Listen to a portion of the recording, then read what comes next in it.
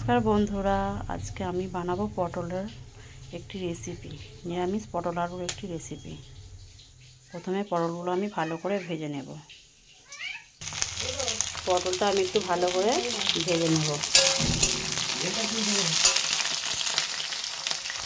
এগুলো ভাজা হয়ে যায়, তারপরে দেখাচ্ছি। পটলটা ভাজার সময় একটু নুন হলুদ দিয়ে ভাজলে পটলটা খুব সুন্দর ভাজা হবে।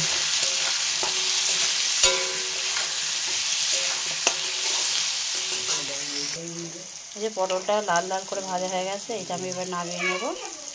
আমি এবার আলুগুলো একটু ভেজে নেব। এই যে আলুগুলো আমি একটু ভেজে নেব। এই যে মশলাগুলো আমি একটু ভেজে নেব। ভেজে নিয়ে এটা আলু পটলগুলো দিয়ে দেব। আলু আর পটল ভাজাগুলো যেগুলো ছিল সেগুলো দিয়ে দিলাম সব মশলাতে। লঙ্কা গুঁড়ো, হলুদ গুঁড়ো, জিরে গুঁড়ো, আদা, একটু টমেটো, যেগুলো ভেজে নিয়ে অল্প করে জল দিয়ে নামিয়ে নেব। এই যে আমি একটু অল্প করে জল দিয়ে দিয়েছি, এতে সেদ্ধ হয়ে যাবে। তারপরে হয়ে গেলে নামিয়ে নিয়ে দেখাচ্ছি।